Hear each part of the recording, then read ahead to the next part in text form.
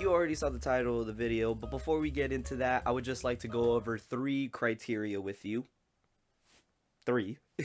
One of them being consistency. If the album and or theme and or message is consistent and or songs. 2. If it keeps me on the hook and never lets me go. Very obsessive, but understandable. And 3, if the songs themselves stand out without them being on an album. So with that out of the way, let's get right into it. First one up is Call Me If You Get Lost by Tyler, the Creator. To be honest with y'all, I do enjoy Call Me If You Get Lost. I do enjoy a lot of Tyler's new music. I do love his old music more, of course. I am just that kind of a fan. To be honest, it kept me consistent. It was very consistent. It didn't really hook me as much. It kept losing me, but then bringing me back in. Which, to be honest, that seems fitting for any album that comes out. But also, the third thing, the songs stand out on their own. To be honest, most of them do. Most of them really do. I would have to say towards the back end of the album, they don't. Like Wilshire, for example, unless you really want to like listen to that shit over and over, I doubt you're gonna be playing Wilshire or Wilshire. I don't know how to say it. I'm sorry. So yeah, Call Me If You Get Lost. 8.5 schmeckles out of 10 schmorps. And my favorite song is Rise. Next up we have is Starboy. Now, to be honest with you, one of my all-time favorite albums, not even just like from a specific artist, but one of my all-time favorite albums, and I'm being biased, is Starboy. It really is Starboy. Every time I go in and play Starboy, it just immerses me, throws me into a world of just love and lust that I'm just like, what the f***? Like, in the album, you start off alone, you're a Starboy. That's all you are. But then, throughout the album, you find this girl that's like, you're infatuated by, she's infatuated by you, but at the same time, you're seeing that she's not really for you, she's really just for everybody else. And throughout the album, you're just trying back and forth to just really show this girl that she's the best and that she doesn't need this kind of lifestyle anymore. And to be honest, it's a great vibe. Also, I do see a bit of the toxicity in the album as well, to where it's more obsessive and more clingy rather than actual love and affection for this person to change. But yeah, that's what I think of Starboy. 9 Jack Nicholsons out of 10 Shinings. And my favorite songs are Attention and Stargirl Interlude. Next up, we have Intergalactic by Kid Cudi. Now, I'm gonna have to say this again, but I'm gonna really preface this for you guys. When it comes to Kid Cudi, I will be super biased on his music, on whatever he does. But at the same time, I do try to understand that I have to be unbiased and have to look at it from a whole completely different lens. I don't know, I start to see colors. I'm not sure if I'm on drugs, but probably am. But, you know, for the most part, I enjoyed the album. What I wrote right here for Intergalactic is very vibrant, while also being mysterious and whimsical with each track. The whole single to love, to no love, to love again trope is there too. But yeah, as you can tell, the entire album has the same trope as well, but this one fits well with Intergalactic, the movie, because he created both the movie and the soundtrack. You know, so of course they both coincide with each other, but to be honest, the reason why I reviewed it is because this album already stands out on its own. It stands out not as a soundtrack, but as its own album. And I think that in its own is already a great start. But yeah, if anything, Intergalactic, it gets the 9 Meat Morps out of 10. What the fuck? And my favorite song is Ignite the Love. Next up is Faces by Mac Miller. And again, I just keep saying it a lot, but it's a bit more biased on this one. Even though, again, I had to put on different lenses. I had to change my perspective a little bit on it. But for the most part, my perspective on this album will always be that it's one of the biggest, most amazing albums of all time. But yeah, for the most part, Faces as an album, it's very just out of nowhere, very in your face, but at the same time so kept back. Oh, like you're really playing each instrument, or oh, you're just taking like a random tambourine, like random sounds from different songs to make it sound like what's the word, like more Mad Hatter like, but not being a Mad Hatter. But yeah, overall, the vibe of the album, the consistency of the album, all the way, to be honest, all the way through up until, I would say, up until Funeral. And again, I'm a harsh critic. If anything just loses me just even a little bit, my interest is gone. I'm going out that window, basically. Like I'm not here anymore. There are a couple that I know damn well do not stand on their own merit. They don't stand on their own whatsoever. But I do appreciate them nonetheless. So of course, Faces is going to be getting 9 Kirby's out of 10 Meta Knights. And my favorite song, to be honest, at the moment is Happy Birthday. Next up, we have Man on the Moon 3. And again, it's biased. I needed an album to really just like keep me sane and keep me going, and this album did exactly that for me. I loved it all the way through. I cried like when I first heard it. Like still to this day I tear up when I hear this album. But yeah, for the most part, Man on the Moon 3 is consistent. It does lose me in the first half. Like already it kind of loses me right after the song Dive. But again, taking out all of my bias aside, I really had to look at this album with those 3 criteria in mind. Does it keep it consistent? It does. It's really consistent with everything. Did it keep me on the hook? Not really. It kind of lost me already in the first half. It just brought me back a bit. And then, do the songs stand out on their own? To be honest, some of them do. Some of them do. Most of them no. For Cudi fans, I feel like they genuinely get the benefit. But I think everybody else, it's like, nah, I wouldn't listen to that song by itself, like from this Kid Cudi album, which is understandable. A lot of Cudi fans would be like, no, that shit's on repeat like every day, and I'm like, fair.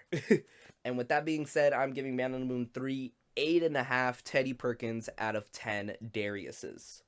And my favorite song is Sad People. Now we're on to Man on the Moon 2, because Man on the Moon 1 got refunded by Walmart. Thanks, Walmart. To be honest, Man on the Moon 2 does have the same feeling as Man on the Moon 3, but this is 10 years ago. So Man on the Moon 2 is, or not even, more than 10 years ago now. Holy shit. I'm getting old. I literally was like, oh, it's 10 years ago. No. No. Fuck, it's not. But yeah, Man on the Moon 2 was around 2010. Like, this man was on such a lucid, out of bounds experience that, like, you could feel throughout the album. It's like, oh no, yeah, I'ma hop on this track, I'ma just feel myself. I'ma just say whatever I feel at that moment. And I feel like each song brought that. Like, even though the last song, Trapped in My Mind, is very melancholic and very, I guess, hopeful in a way, the lyrics in them do show that, like, you're still stuck in your mind no matter what. I don't know. I think it's not too bad. That's when I start to think the consistency is actually way better. But yeah, if anything, from Man on the Moon 2, I am going to be giving it 9 Scots out of 10 Miss Cuddies. And my favorite song, like I said before, Mojo So Dope. Alright, next up we have is Indicud. Yes, I know I'm kind of going up, down, side to side with Kid Cudi albums, but don't worry, this will be the last one, I think. Indicud brought a bit more of like a vibrant, more anger towards Cudi during this time, and I think that shows in the album. He's more sinister rather than dark. There's a difference between being like a mad lad and being an asshole. It's like one of the most like anger induced fucking albums ever. It has such a great spacey vibe, accompanied with many better synths and bass. More raunchy and hard hitting, puts you in a mind of an actual crash out moment. Like there's actual crash out. Like you could feel that this album is basically his crash out moment, where it's like, oh, you thought you thought you could fuck with me? It's like, nah, motherfucker. Let me show you how you cannot mess with me. And then, boom, that's the entire album. And that's why for Indicud, I'm giving 9 Mitchell Mussos out of 10. And my favorite song is Red Eye. The last one of having Kid Cudi in it, it's Kids See Ghosts. Now, Kids See Ghosts, of course, it's both Cudi and Kanye. During that time, they're both dealing with their mental health and all that good jazz.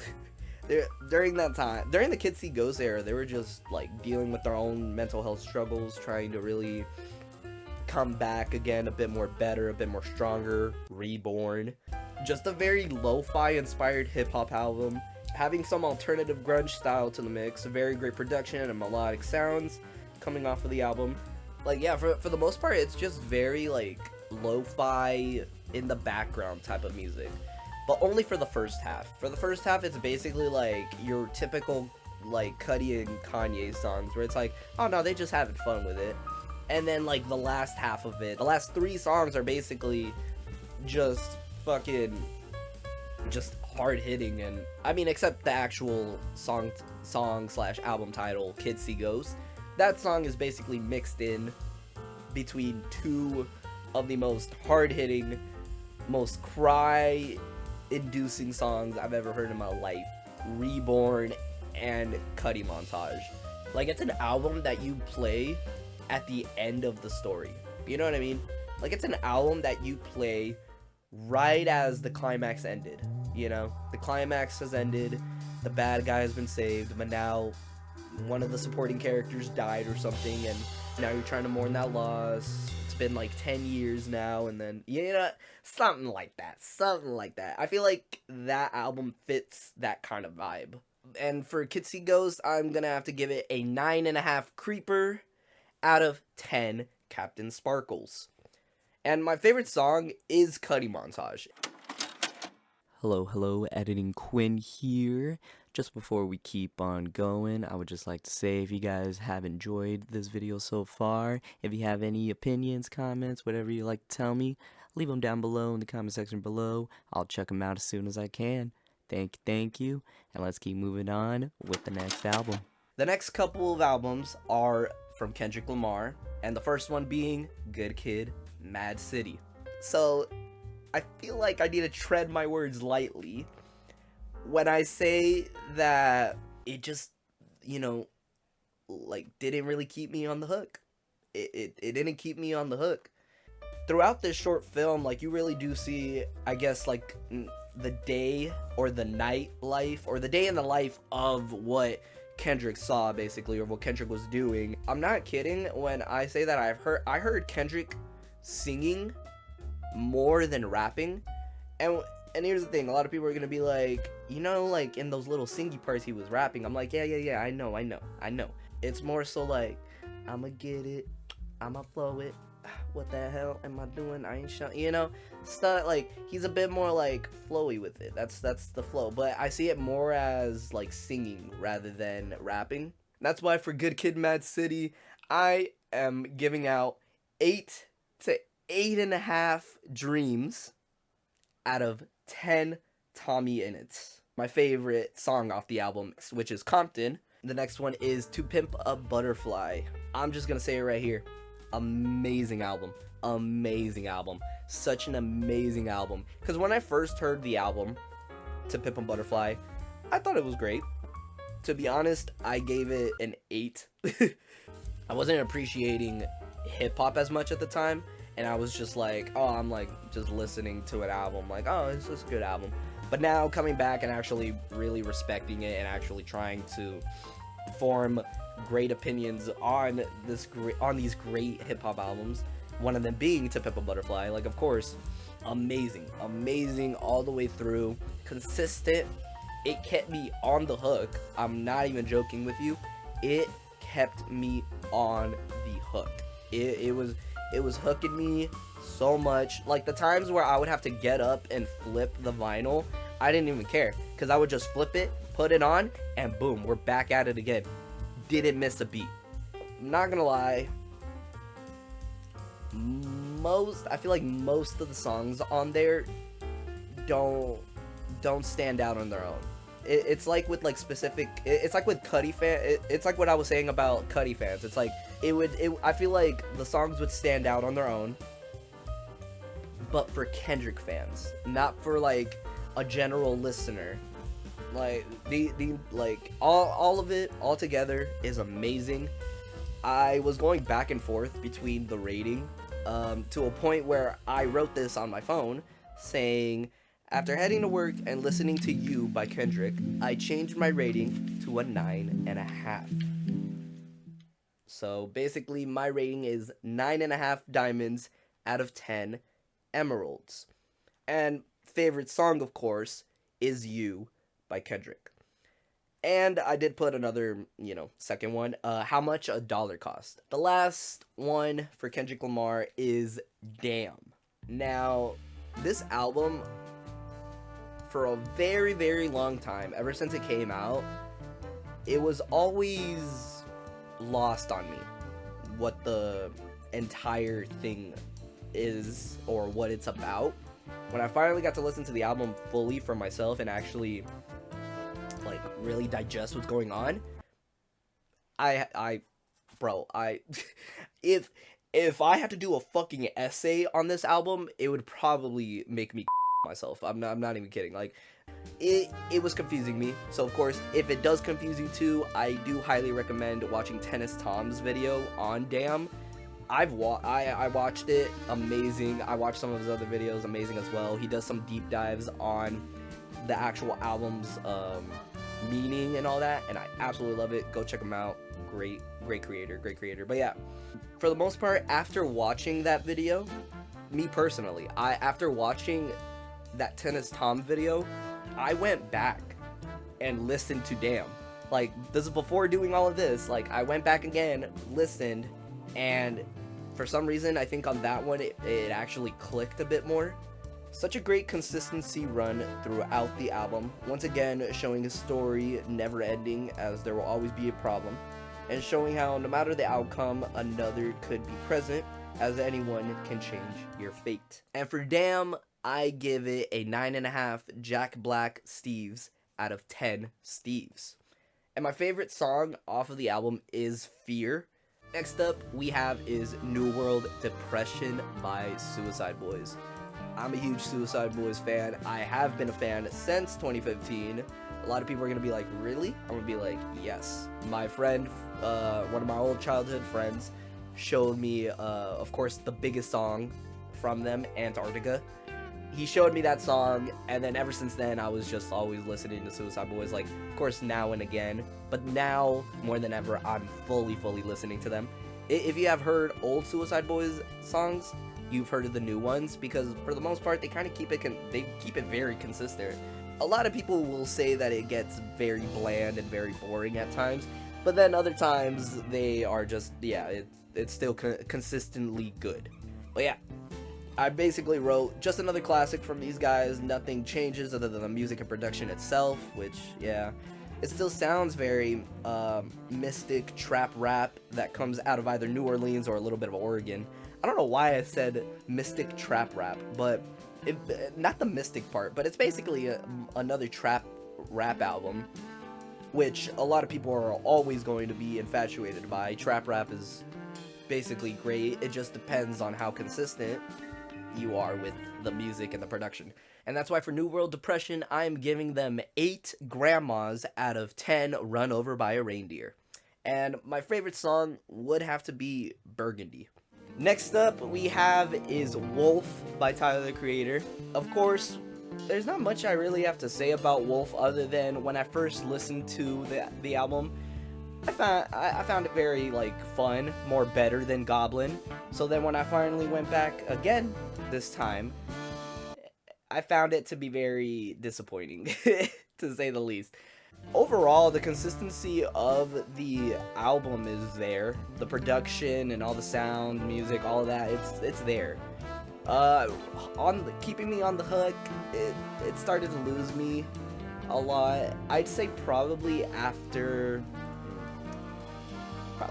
like Colossus, maybe. And then I don't know, at that point it's kind of weird. I didn't like certain songs. I didn't understand like where it connected in the story and all of that. So it was very difficult for me to understand. But overall, I think, you know, the whole vibe and the whole like consistency of it all is very great. A lot of the songs, I believe, wouldn't really stand out on their own. I feel like a couple of them already stood out on their own because they were like the singles before the album, I believe. Like there are a good couple that I think for the Tyler fans they would appreciate it, but for the general listener, I doubt it.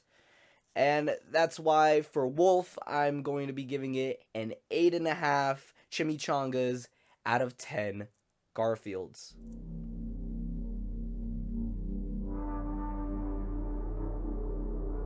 Wait, I'm just gonna put it in.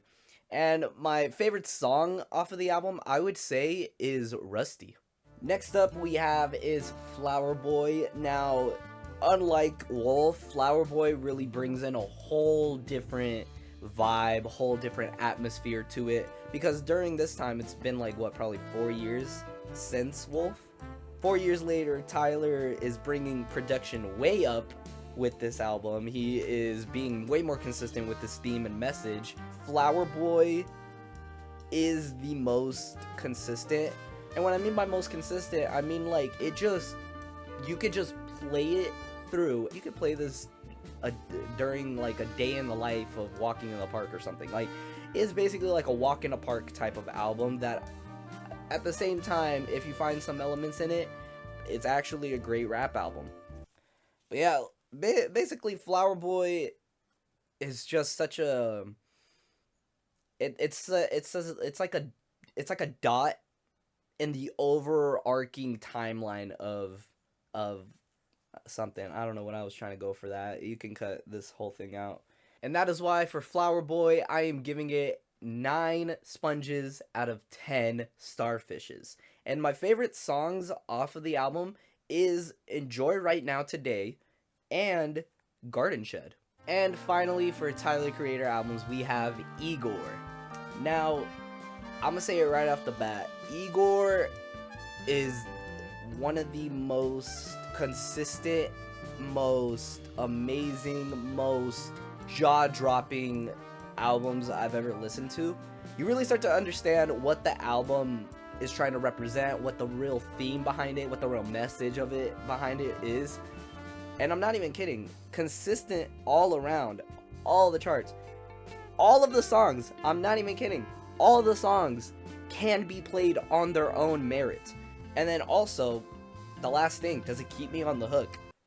Motherfucker, it keeps me on. It keeps me going the entire way through. Even when flipping the vinyl, again, even when flipping the vinyl, I am always back in it. I'm always entranced. I am back, like, I'm always, like, focused every time when I'm listening to that album. Of course, I'm not explaining it very well, but it's just crazy to me that this entire story is a love story. Because then, yeah, the ending of the love story is pretty nice, but then you start to really see the reality of, like, oh, no, you just don't fuck with me, or, oh, no, like, I just can't let you go because I want you to be with me forever. I don't care. It's just me and me only. It's the obsessiveness that I think really, that I really see or really hear throughout the album more than anything. It's very clingy, very obsessive. On the second to last track, I Don't Love You Anymore, he even shows right there that it's like, it just might be better for us. It might be better for us. But deep inside, he's really telling himself that no, I still don't want this. I still don't want this. Even if we can still be friends, I don't want this. The love that he has for this dude, and how much like Tyler's willing to sacrifice for this dude, and then finally showing that like, yeah, even after all your sacrifice, even after most of that, it still won't ever happen. Why? Because that's just the way life goes. There's no real rhyme or reason as to why somebody's not with that person. You know, if fate has it, then that person will be with that person. There's no other way seem fit. And that is why for Igor, I am giving it 10 stars out of 10 stars. And my favorite song off of the album is Gone Gone Thank You. Hello, editing Quinn again. I would just like to check up on you guys before the last half of these albums. How are y'all feeling? How y'all doing? Do y'all have snacks, water, anything to drink? Whatever y'all want to do, maybe weed, whatever you want to do. But yeah, hope you guys enjoying the video, and let's get back to it. Alright, next up we have is Vinyl Days by Logic. Now, of course, I haven't heard a lot of old Logic. I started getting into Logic around the time when COVID started happening, so, you know, I wasn't really a huge Logic fan. I did start to listen to his new stuff after that, and to be honest with you, yeah, his old stuff is better. A lot of people say it. A lot of people say that during his, like, struggle and grind, he was actually way better, and now his new music, I'd say, is pretty lo-fi, pretty background noise type of thing. And I'm not saying that in a bad way, I'm saying that in like a good way, because I'm the type of person to really put something in the background, either a YouTube video, either a song, whatever. Like, I like to put something in the background. I need a fucking 1 hour long YouTube video on why the Super Nintendo is the Super Nintendo. You know what I mean? Like, that's my kind of cup of tea. And the whole vibe of it is more boom bap, old school, like, of course, the same Logic sounds coming in with a lot of, like, old school sci-fi memorabilia, I was gonna say, but not memorabilia, more so sci-fi samples, more of, like, you know, basically what made Logic. The track list, however, I feel like the track list was too long. I feel like the track list was way too long for what this album is intended for. I think, if anything, it probably should stop after, I'd say, maybe 14 tracks. Yeah, I was right. Okay, for some reason, on this album, Logic has 30 songs, and altogether, it's an hour-long album. So when you really think about it, most of these songs are really filler and just don't make up for the runtime at all. Yeah, it just doesn't hold up. Consistency wise, it just like lost me almost immediately, and then yeah, it didn't keep me on the hook, it just lost me. And then finally, yeah, there's only a little bit of songs that could really make it to, you know, outside of the album, but that's pretty much it. And that is why for Vinyl Days, I'm giving it 7 Miss Jacksons out of 10. I'm sorry. And of course, my favorite song is, of course, the title track, Vinyl Days. Next up, we have some Mac Miller albums. The first one being is Kids, kicking incredibly dope shit. Now, of course, unlike Vinyl Days, this one is a mixtape, and this mixtape overall, to be honest, really does show the versatility and the creativity that Mac and his team had at the time. Basically feels like you're a kid just roaming around during the summertime. Summer's finally here, and now you could just have fun, be free, go out with your friends, party, do what you want. And then overall, it's just a very fun vibe to just put on in the background. Basically, this is what I wrote. A collective of songs jumbled together, ranging from a perspective of an 18-year-old Mac Miller. Which is pretty much true. What I mean by jumbled, again, I don't mean terrible. It's more so like he kind of curated these specific songs to have that sense, to have a vibe in each one of them. And each of the songs really do have their own unique vibe to them. That's why for consistency, it's very good. Like, it's very consistent throughout its whole mixtape. For keeping me on the hook, it does lose me slightly, but just enough to where I come back and then immediately have some fun again. There was only one song, I believe there was one song that like really truly stand out on its own, and it's Knock Knock, which of course I feel like everybody knows that song. If you haven't heard it, go search it up. And that's why for kids, I am giving it 8 Meeseeks out of 10 Kirkland Meeseeks. And my favorite song is Good Evening. Next up we have is Blue Slide Park. Now, unlike Kids, Blue Slide Park is an album, and I'm not gonna lie to you, it does show off the mixtape elements. Like, there are some tracks in here that are jumbled in there or curated like a mixtape, and not really treated as much as like a album. It brings out a bit more of like, you're a high schooler still, you are just out and about, you're having fun, having wild nights, coming back Monday morning, having to do all this grinding work, only to go back again on Friday and just keep having fun.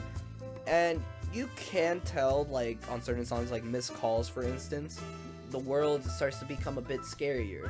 You start to really hold yourself down, you start to really like look around you rather than actually pursue. Even through all that, he is still trying to like get that negativity out and still put out amazing, incredibly dope shit. And that's why for Blue Slide Park, I am giving it 8.5 Sarah Christ out of 10 Redacted. And my favorite song is PA Nights. Finally, for the Mac Miller collection, we have Macadelic. Now, again, Macadelic is a mixtape, so I am going to be treating it like a mixtape. To be honest, throughout it, it really does show a bit of like where Mac was at during this time, and I'm not saying through his lyrics and all that. I'm saying more so through the production, because from Blue Slide Park to Macadelic, it is a huge shift in his production and his like beat making and all that. It's something that like just changed within Mac and his team. And throughout this mixtape, Mac does really like hold his own weight and really pushes through, showing basically all the haters, all the fake people that like, yo, I can fucking do my shit. I can actually fucking rap. Y'all are saying that I suck. I can fucking do it.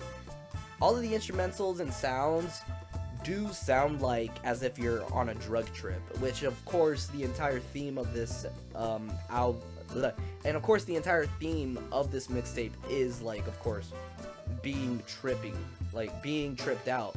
Honestly, when you really hear the actual song, it's like a whole different vibe. The song itself is like a party anthem, and then you start to really listen to the lyrics, and it's like, oh, somebody should help this guy. But yeah, overall, the mixtape, again, it's a jumble of curated songs that are meant for you to really find that inner lining theme of addiction, of drugs, of trips that like nobody has ever really experienced. And that is why for Macadelic, I am giving it 7 Kevins out of 10 Bens. And my favorite song is Thoughts from a Balcony. Next up, we have Question Mark by XXXTentacion, and to be honest with you, I'm not sure if that's what the album is called. A lot of people do say that it's probably called Unknown, and to be honest, I like that name better. But for the time being, I'm just gonna call it Question. The album starts out with X basically giving us instructions, saying that if we've just never really opened our minds before, we should open them now and really listen to this alternative grunge / lo-fi beats type of music that also comes in with like heavy rock influence that is just amazing. The consistency of the album is just amazing to me. It really does like do a start to end type of thing. Nothing but heartbreak, nothing but loneliness, nothing but suicidal tendencies. Everything that you'd expect from X, but also at the same time, the love and care that he really has and the real pain that he endures and holds within himself. You could really tell throughout this album. He even says that this album is basically from his mind. He really did put his mind, body, and soul into this album. Because then you start to go on to his like later projects. they have basically his name, his voice, and all of that, but they don't have his soul. They don't have like that actual like deep integrated like fucking soul that like really could show you the actual underlying feeling of what he was trying to capture within the newer songs. Because of course his label wants to be fucking greedy. We love that. But yeah, consistent, very, very consistent. Kept me on the hook up until a certain point, but again, it's one of those like bumps in the road where you feel it, you turn down your music for a bit, and then you go back to listening to music again. It's like, you don't really give a shit because you're just still fucking with it. And that is why for Question, I am giving it 8.5 Shocked Pikachus out of 10. And my favorite song off of the album is The Remedy for a Broken Heart. Next up we have is Trap Soul. This is my first time ever listening to a full Bryson Tiller album. It's a mixtape as well. I don't know what it is, but like a lot of these albums really do give off that mixtape vibe rather than an album vibe. A lot of the songs on there really are just filler in a way. Yeah, to be honest, consistent wise, it was consistently fair. It wasn't good, it was just fair. Keeping me on the hook, it would lose me a couple times. And then finally, do the songs stand out on their own? Not really. I feel like you can listen to way better. You could really go to like somebody way different and you'd find the same vibe. And that's why for Trap Soul, I'm giving it 8 Al Harringtons out of 10 wacky waving inflatable arm flailing tube men. And my favorite song is Don't. Next up we have is Zoo by Denzel Curry. I have only listened to one other Denzel Curry album, and that was Melt My Eyes, See Your Future. And to be honest, I really enjoyed that album. That album was amazing. I believe mainly, it says it's an album. It does the mixtape feeling in an album format, and I think that is what a lot of the other albums were trying to do. Throughout this album, it's just basically banger after banger after banger. You know what I mean? Like Denzel is coming in hard hitting, like with each track. Of course, the entire theme of this album is basically like him back in the day, back in his hometown, back with all these guys, doing day in the life of what he was living, what he was doing during that time. With the mixtape feeling of it all, it really blends it all together to just be like such a amazing curated album. Throughout it, he's really just having fun, mixing in some bangers, like with some like slow jams in there, and then it comes back with some more bangers. Like, that's all I really have to say about this. Consistency is there. It really is there. Keeping me on the hook.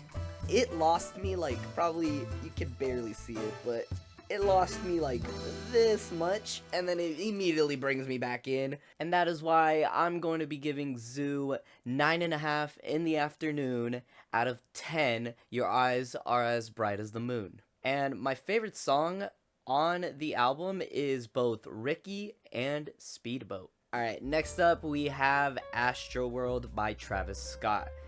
And to be honest with you, I'm just gonna cut to the chase. It should have been a mixtape.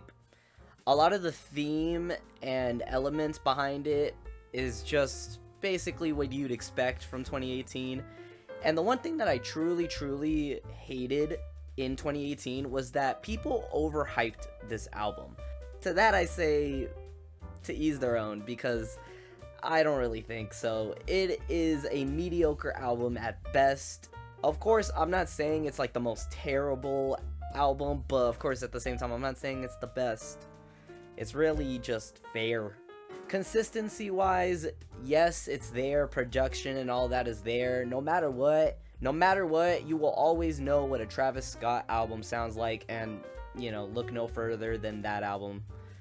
And of course, keeping me on the hook, it was losing me like already in the beginning of the first half, and when you already lose me, you really lose me. Like, I was gone for a couple tracks. There were some that brought me back in for like, what, maybe a minute, and then immediately I was like, I guess there could have been more to them, or it could have been a slightly more substance, or if anything, just call it a mixtape, because it's not an album to me. It's not. So for Astroworld, I'm going to be giving it 7.5 starbits out of 10 gold rings.